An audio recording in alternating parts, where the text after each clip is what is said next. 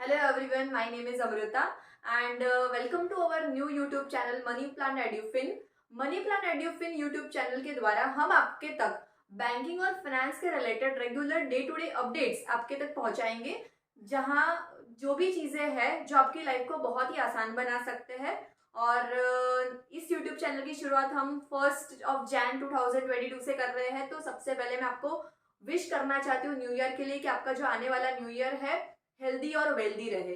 तो चलिए, आज का हमारा जो टॉपिक है बैंकिंग और फाइनेंस रिलेटेड टॉपिक है, that is approved project financial, जिसको कई बैंक्स एपीएफ बोलती है। मतलब उसके दो नाम हो सकते हैं, अप्रूव्ड प्रोजेक्ट फाइनेंशियल या तो अप्रूव्ड प्रोजेक्ट फाइल।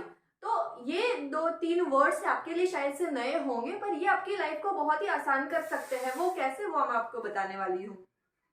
तो हम सभी का एक सपना होता है कि हमारा एक ड्रीम होम हो। ओके, तो पहले क्या होता था, जॉइंट फैमिलीज होती थी। अभी जो न्यू एज है वो हमेशा अपना खुद का न्यूक्लियर होम चाहता है, और हम सबका एक सपना होता है कि हमारा खुद का एक ड्रीम होम हो। अब अगर ड्रीम होम खरीदना है तो हमारे पास दो ऑप्शंस होते हैं। या तो हम नया घर खरीदना है तो चले जाते हैं बिल्डर के पास में, या तो अगर हमें रीसेल घर पसंद आया है तो हम चले जाते हैं कोई पुरानी सोसाइटी या बंगलों में, या तो फ्लैट खरीदने के लिए जो ऑलरेडी कोई ओन कर रहा है और उनके पास से हम खरीद रहे हैं। तो चलिए, अब ये हो गई घर की बात। घर खरीदने तो चले गए, पर पैसा कहाँ से आएगा? तो ये पैसा लाने के लिए हमारे दिमाग में एक ही सवाल आता है कि चलो लोन ले लेते हैं। बट अब वापिस से लोन की बात आ गई। लोन की बात जब आ जाती है तो अब हम कंफ्यूज हो जाते हैं कि लोन कहाँ से ले। अब लोन लेने के लिए भी लंबा प्रोसेस होता है। काफी लोग सोचते हैं कि अरे यार, लोन लेने जाएंगे तो बहुत ज्यादा टाइम चला जाएगा, मैं तो ऑलरेडी जॉब कर रहा हूँ, मैं तो ऑलरेडी बिजनेस लेके बैठा हूँ, कौन लोन के लिए बैंक के और या तो फाइनेंशियल इंस्टीट्यूशन के धक्के खाए। और ऊपर से आजकल बहुत सारे एजेंट्स भी अवेलेबल होते हैं। हाँ, पर एजेंट्स थ्रू आप ये सब प्रोसेस तो कर सकते हैं, बट अगर मैं आपको बताऊं कि आप अपना टाइम भी बचा सकते हो और आप एजेंट का पैसा भी बचा सकते हो। कैसे? तो आपको डे टू डे आपका जो रेगुलर काम है उसको भी कोई फर्क नहीं पड़ेगा। मतलब कोई आपका रेगुलर जो काम है वो भी हैम्पर नहीं होगा, और आपका जो लोन है वो भी बहुत ही कम डेज में, मतलब 4 से 5 दिन मैक्स टू मैक्स में आपका प्रोसेस भी कंप्लीट हो जाएगा। और ना बैंक के द्वारा दिए गए आपको लैंड और प्रॉपर्टी की लंबी चौड़ी लिस्ट देनी पड़ेगी। तो वो कैसे? यहाँ पे आपको ये वर्ड जो मैंने अभी बोला एपीएफ, ये काम आएगा। तो ये वर्ड काम कैसे आएगा आपको, उसके बारे में बताती हूँ आपको मैं। तो चलिए, मान लीजिए आप नया घर खरीदने के लिए बिल्डर के पास चले गए।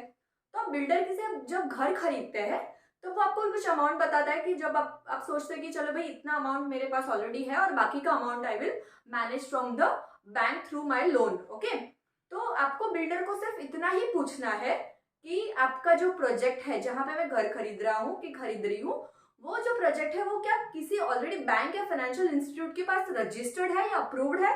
अब ये अप्रूव्ड होने का मतलब क्या होता है? तो इसका ये मतलब होता है कि जब भी वो बिल्डर का कंस्ट्रक्शन चालू होता है, या तो चल रहा होता है या तो कंस्ट्रक्शन खत्म हो चुका होता है, तब काफी सारे बैंक है तो फाइनेंशियल इंस्टीट्यूशन क्या करती है, बिल्डर को अप्रोच करती है या तो बिल्डर उनको अप्रोच करता है कि जब भी कंस्ट्रक्शन प्रोसेस चल रहा है तो बिल्डर अपने ऑलरेडी जो प्रॉपर्टी या लिंक डॉक्यूमेंट है लैंड के रिलेटेड या तो फिर प्रोजेक्ट के रिलेटेड, बिल्डिंग के रिलेटेड, सारे के सारे डॉक्यूमेंट्स उस बैंक को दे देता है, जहां पे बैंक सारे के सारे डॉक्यूमेंट ऑलरेडी चेक करके रखती है। और हाँ, ये जो बैंक चेक करेगी डॉक्यूमेंट, वो अकेले एक घर के लिए नहीं होगा, वो पूरी की पूरी बिल्डिंग या पूरे के पूरे प्रोजेक्ट के लिए होगा। तो यहाँ पे आपका काम आसान हो जाएगा। क्यों? क्योंकि अगर बैंक ने पूरा का पूरा ऑलरेडी जो बिल्डर का प्रोजेक्ट है उसको ऑलरेडी चेक कर लिया है। अब कई बार क्या होता है कि हम कैश से घर खरीदने जाते हैं तो हमें पता नहीं होता कि वो जो प्रोजेक्ट है वो लीगली ओके है कि नहीं। तो अगर आप लोन से प्रोजेक्ट खरीदेंगे तो आपका ये भी एक सॉल्यूशन हो जाएगा कि आपको लीगली पता चल जाएगा कि ये प्रॉपर्टी लीगली क्लियर है। वरना कई बार क्या होता है कि आप घर तो खरीद लेते हैं, फिर बाद में पता चलता है कि अरे, इसमें तो 10 साल पहले का एक केस बाकी है, पेंडिंग केस है। आपको आ जाएंगे लोग घर खाली करवाने के लिए, तो ये प्रॉब्लम आपका सॉल्व हो जाएगा। तो यहाँ पे बैंक क्या करेगी, बिल्डर के सारे जो रिक्वायर्ड डॉक्यूमेंट है लैंड के रिलेटेड, प्रोजेक्ट के रिलेटेड, सारे के सारे लीगली चेक कर लेगी और अपने पास रख लेगी। राइट? अगर ये सारे के सारे डॉक्यूमेंट लीगली चेक है, उसका टाइटल क्लियरेंस देख लेगी लैंड का, कि टाइटल इसका क्लियर है कि नहीं, या आगे लोन देने लायक प्रोजेक्ट है कि नहीं, ये सारी चीजें चेक करने के बाद में वो प्रोजेक्ट को अप्रूव कर देगी। अप्रूव करने के बाद उसको एक प्रोजेक्ट का नंबर देगी, उसको बोलते हैं एपीएफ कोड। तो ये जो एपीएफ कोड है या तो एपीएफ का एक सर्टिफिकेट होता है, ये जो बैंक है वो बिल्डर को देगी। अब जरूरी नहीं है कि बिल्डर सिर्फ एक ही बैंक से ये प्रोजेक्ट अप्रूव करा सकता है, बिल्डर भी बहुत सारी बैंक या फाइनेंशियल इंस्टीट्यूशंस के पास में अपना प्रोजेक्ट अप्रूव करा सकता है। तो आपके पास भी ऑप्शन बहुत सारे होंगे कि आपके पास कोई एक पर्टिकुलर बैंक नहीं होगी लोन अप्लाई करने के लिए, आपके पास भी बहुत सारे ऑप्शंस होंगे टू अप्लाई द लोन। अब इसमें पॉसिबल हो सकता है कि आपका मान लीजिए कि बैंक ऑफ बड़ौदा में आपका अकाउंट है और बिल्डर का प्रोजेक्ट भी बैंक ऑफ बड़ौदा में अप्रूव्ड है, तो आपको कुछ भी नहीं करना, it's a very simple process for you. अगर आप सैलरीड है तो सैलरी के इनकम डॉक्यूमेंट जमा कर दीजिए, और या तो आप बिजनेस मैन है तो आप बिजनेस के रिलेटेड इनकम प्रूफ जमा कर दीजिए, उसके हिसाब से आपका लोन कैलकुलेट हो जाएगा। और हाँ, लैंड या आपकी प्रॉपर्टी के रिलेटेड आपको कुछ भी एडिशनल डॉक्यूमेंट देने की जरूरत नहीं है, आपको सिर्फ आप जो घर खरीद रहे हो या जो फ्लैट खरीद रहे हो उसके रिलेटेड 3 से 4 डॉक्यूमेंट्स ही जो बिल्डर आपको देगा वही बैंक में जमा करवाने हैं। तो यहाँ पे आपकी 2 चीजें बच जाएगी, एक तो आपका टाइम बच जाएगा, कैसे, तो आपको सिर्फ 4 ही डॉक्यूमेंट जो बैंक बोलेगी बिल्डर से लेने के वो 4 ही डॉक्यूमेंट जमा करवाने हैं। मतलब पीछे के जो लंबे चौड़े डॉक्यूमेंट का लिस्ट है जो बिल्डर ऑलरेडी बैंक को दे चुका है, तो वो आपको लेने जाने की जरूरत नहीं पड़ेगी, तो आपको ये टाइम बच गया। दूसरी चीज, बैंक ने ऑलरेडी वो प्रोजेक्ट को लीगली चेक कर चुकी है, राइट, तो लीगली बैंक को भी पता है कि ये प्रोजेक्ट में लीगली कोई प्रॉब्लम नहीं है, तो बैंक को कुछ नहीं चेक करना, वो लीगली ऑलरेडी वो चेक कर चुकी है, तो उनको सिर्फ आपके डॉक्यूमेंट कलेक्ट करने हैं और आपके हाथ में आपका ड्रीम प्रोजेक्ट या ड्रीम होम है उसका चेक हैंड ओवर करना है। तो यहाँ पे आपका टाइम भी बच गया और आपका खर्चा भी बच गया, राइट। तो ये हो गई आपकी अप्रूव्ड प्रोजेक्ट की बात फ्रॉम दी बिल्डर। ओके, तो जब भी आप बिल्डर से घर लेने जाए तो डेफिनेटली हमेशा पूछना कि आपका प्रोजेक्ट कहाँ पे, कौन से फाइनेंशियल इंस्टीट्यूशन या बैंक में ऑलरेडी अप्रूव्ड है। तो आपका टाइम भी बच गया, आपका पैसा भी बच गया। तो चलिए, मैंने आपको बिल्डर से अगर आप घर खरीद रहे हैं तो आपको एपीएफ कैसे काम आ सकता है उसके बारे में तो मैंने बता दिया। अब आते हैं हमारे रीसेल पे। अब आप सोचेंगे रीसेल में मुझे कैसे अप्रूव्ड प्रोजेक्ट फाइल या अप्रूव्ड प्रोजेक्ट फाइनेंशियल काम आ सकता है, वहां पे तो बिल्डर है ही नहीं।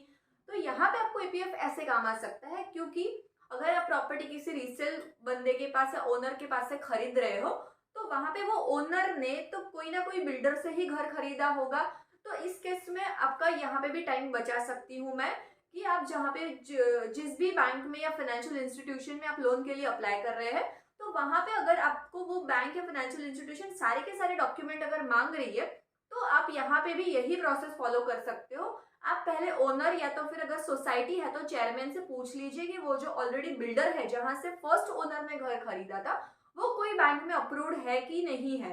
तो अगर अप्रूव्ड है तो आप उसी बैंक में जा सकते हो। तो यहाँ पे अगर ऑलरेडी अप्रूव्ड है उसी बैंक में आपको गए तो आपके सिर्फ 2 ही डॉक्यूमेंट सबमिट करने पड़ेंगे, वो है ओनर का ओरिजिनल पेपर और एक आपके नए घर का पेपर। तो आप 2 डॉक्यूमेंट में ही आपका काम खत्म हो जाएगा और कोई एडिशनल डॉक्यूमेंट आपको सबमिट करने की जरूरत नहीं पड़ेगी।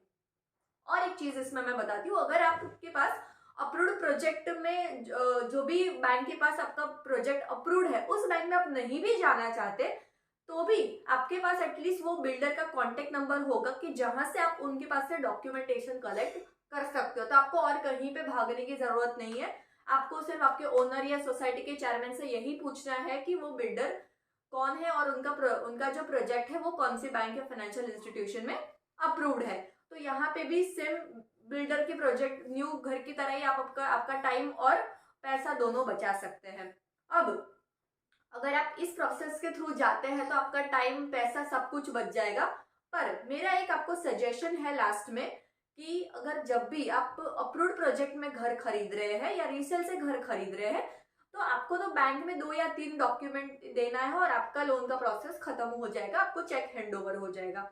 बट मेरा एक सजेशन आपको ये रहेगा कि भले आप 2 से 3 डॉक्यूमेंट जमा करके बैंक से लोन तो करवा लीजिए, बट बाद में आप एक हमेशा याद रखिए कि बिल्डर से आप पूरे के पूरे डॉक्यूमेंट लेना मत भूलिएगा। भले आपको बैंक में नहीं जमा करने, बट आपके खुद के रेफरेंस के लिए आपको सारे बिल्डर ने जितने भी डॉक्यूमेंट बैंक में जमा किए आप बिल्डर को बोलिए कि उसकी एक पूरी फाइल बना के आपको दीजिए। अब आप पूछेंगे क्यों, मेरा तो लोन हो गया है, अब मुझे डॉक्यूमेंट की क्या जरूरत है। तो इसके बारे में आपको मैं बताती हूँ कि अगर मान लीजिए आपको आपका घर फ्यूचर में किसी को बेचना है और जो भी खरीदने वाला है उनको जो भी बैंक में अप्रूव्ड है वहां पे अगर नहीं लोन के लिए अप्लाई करना तो वो जो बैंक है वो तो आपसे सारे के सारे डॉक्यूमेंट मांगेगी, बट आपके पास तो नहीं होंगे बिकॉज आपने तो 2 डॉक्यूमेंट देके बैंक से लोन अप्रूव करवा लिया है। तो इस केस में आपको आपका घर बेचने में दिक्कत हो सकती है। तो आपके घर फ्यूचर में घर बेचने की दिक्कत को भी आसान करने के लिए ये मैं एक सॉल्यूशन दे रही हूँ कि बैंक में भले आप 2 से 3 डॉक्यूमेंट जमा करके आप लोन खत्म कर लीजिए, कोई प्रॉब्लम नहीं है, बट आपके फ्यूचर की सेफ्टी के लिए आप बिल्डर से पूरे के पूरे डॉक्यूमेंट जो उसने बैंक में जमा किए हैं, लीगल डॉक्यूमेंट, सारे के सारे डॉक्यूमेंट की एक लिस्ट आपके पास रख लीजिए, जिसके अंदर आपके जो प्रोजेक्ट है उसके मैप्स भी आ जाएंगे, जैसे कि बिल्डिंग प्लान आ गया, आपका लेआउट प्लान आ गया। ये सारी चीजें जनरली आपके पास नहीं होगी अगर आप एपीएफ से खरीदने जाते हो, पर ये हमेशा याद रखना कि आप आपके पास पूरी प्रोजेक्ट फाइल की एक कॉपी रख लीजिए आपके रेफरेंस के लिए। तो चलिए, आज की वीडियो में तो आपका मैंने घर लेने का काम बहुत ही आसान कर लिया, पैसे भी बचा लिए, टाइम भी बचा लिया। तो आई होप कि आप न्यू ईयर में एक नया घर खरीदेंगे अच्छे से, बिना टाइम वेस्ट किए, बिना पैसे वेस्ट किए, और नए घर में आपके नए साल की शुभ शुरुआत करें। ऐसी ही मेरी आपको बेस्ट विशेस है, और आपको ऐसी ही रेगुलर अपडेट्स और आपके डे टू डे लाइफ को आसान करने के लिए और भी ऐसे वीडियोस चाहिए, तो पहले मेरे इस चैनल को लाइक नहीं किया है अभी तक तो लाइक कर दीजिए, शेयर कीजिए और सब्सक्राइब कीजिए, सो दैट आपको मेरे नए नए वीडियोस की अपडेट भी मिलती रहे। Thank you so much and wish you very happy new year.